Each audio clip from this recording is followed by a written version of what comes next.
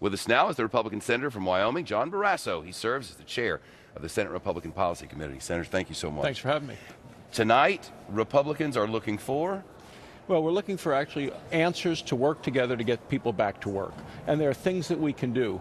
There are things that have bipartisan support in the Senate. One is the Keystone XL pipeline, 42,000 jobs according to the State Department.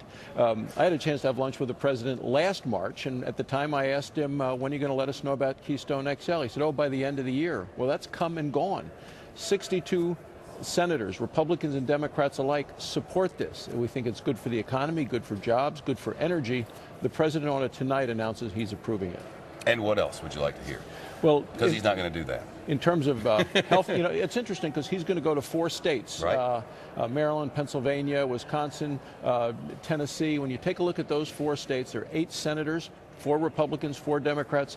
All of them want to repeal the medical device tax, because we know those are jobs that are now going overseas. They're limiting innovation in healthcare, and as a doctor, I know that innovation is critical.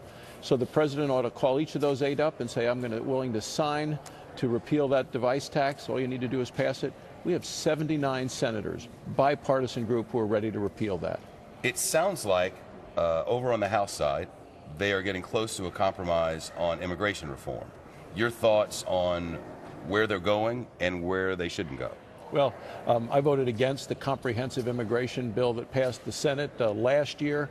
It sounds like they're going to have a House retreat, at least the Republican members, next week, and their question is whether they do it in a small, bite-sized pieces, talking about different things, but I think we'll know a lot more when they get out of the retreat. The president has talked a lot about pre-K education and the need to have more universal pre-K across the nation.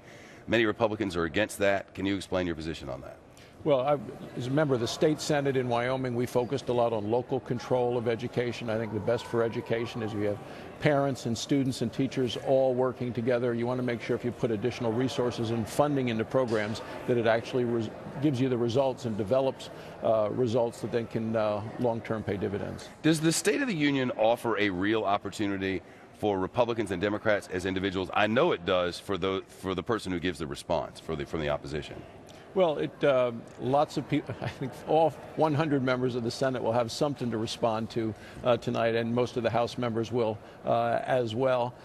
We get together in a bipartisan way beforehand in the Senate. Families gather to break bread, to visit, and then to go to the State of the Union together. I think we're all looking for answers that put the country back on the right track.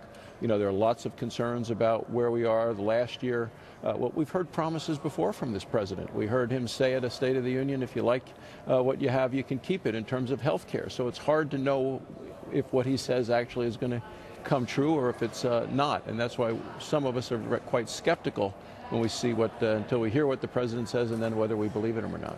One thing everybody can agree on, the state of our union is cold. Well, it's good to see you again. It's great to see you. Thank you so much.